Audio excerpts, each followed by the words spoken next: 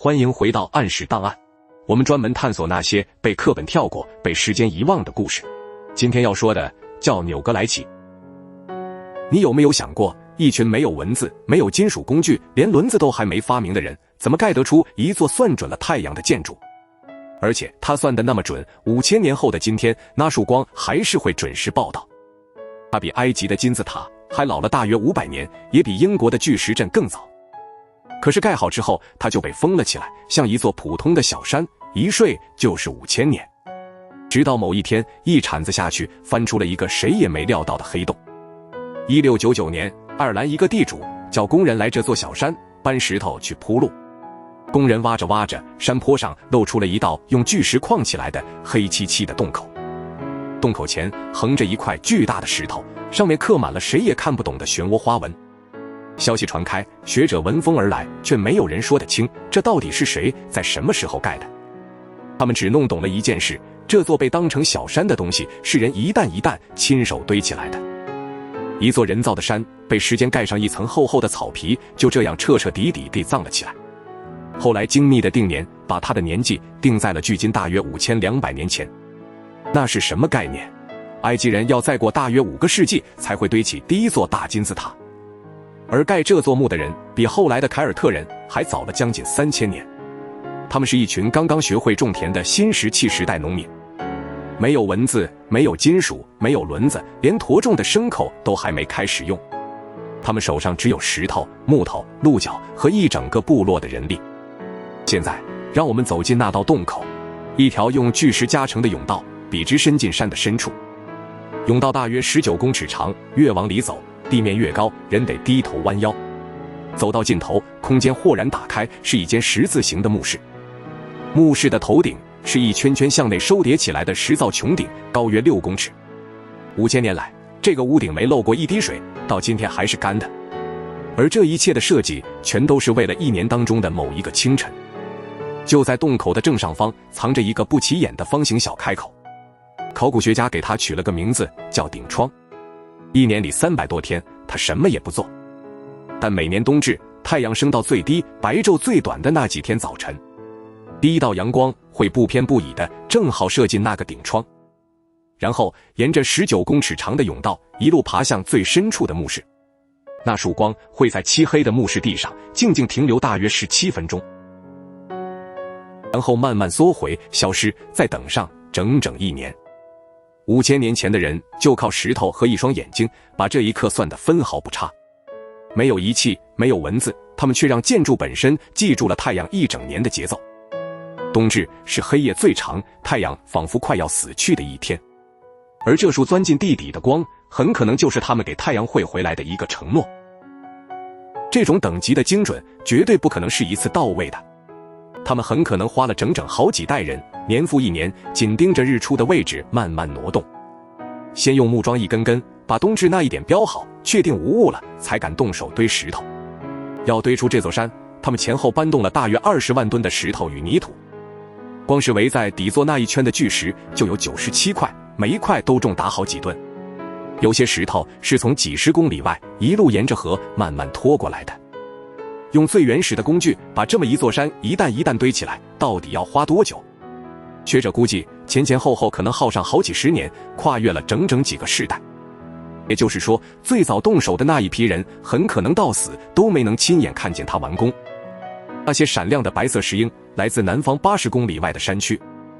修复时，考古学家把散落的石英砌成一道白墙，虽然它原本的模样至今仍有争论。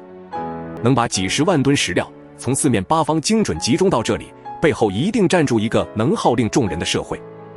而真正让人着迷的是刻在这些石头上的东西。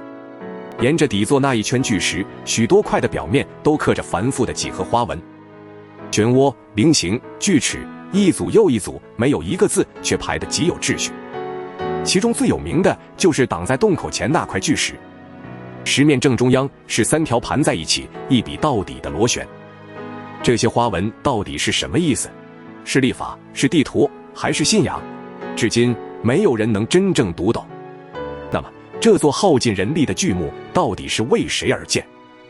墓室的石盆里找到的是烧过的人骨，数量却少得出奇。这里埋的显然不是寻常百姓，而是极少数被特别对待的人。这间十字形的墓室一共有3个向外突出的小龛，每一个小龛里都摆着一个从整块石头凿出来的大石盆。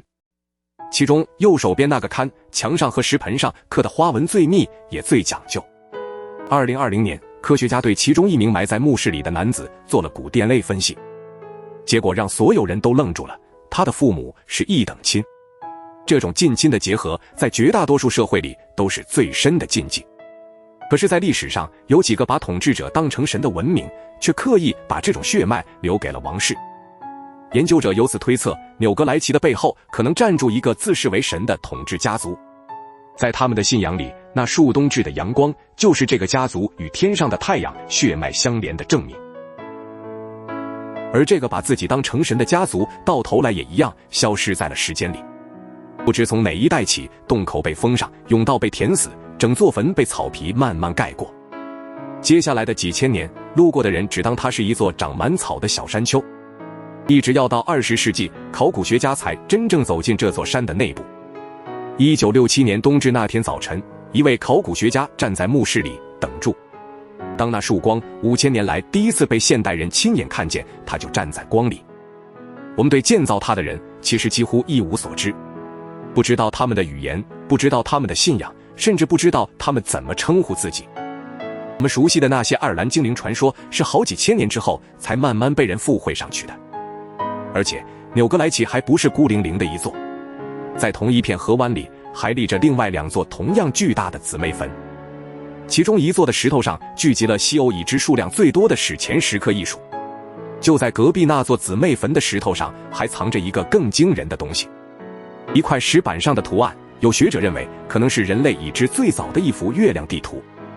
5000年前的人抬头看着月亮，再把它一刀一刀刻进了石头里。所以这座建筑到底算什么？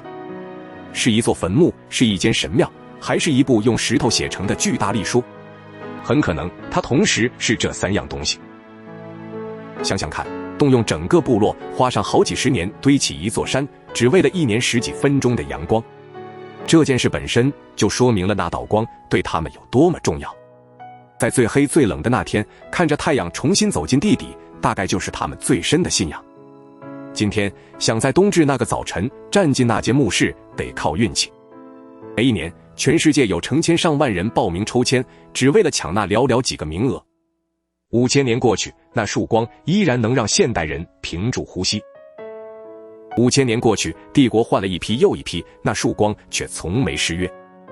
每年冬至的清晨，只要天气够好，它还是会准时钻进那条古老的甬道。那是一段5000年前写下，至今还在自动播放的讯息。纽格莱奇逼着我们重新去想一件事：那些被我们叫做原始人的新石器农民，其实一点都不原始。他们读得懂天，算得准时间，还能组织上千人去实现一个宏大的念头。如今，游人可以走进那条甬道，站在5000年前的石头中间。但那座坟当年真正的名字，那群人真正的模样，早就没有人记得了。留下来的只有石头、花纹，还有那数年复一年准时回来的光。一群没有文字的人，把一整年的天象锁进了一座山里，最后又被历史彻底遗忘。这件事本身就比任何传说都更让人肃然起敬。如果纽格莱奇也让你想起那些课本没教却真实存在过的过去，那就顺手按个赞，也点个订阅。有你的支持，我们才有力气再去挖出下一座被时间埋住的遗迹。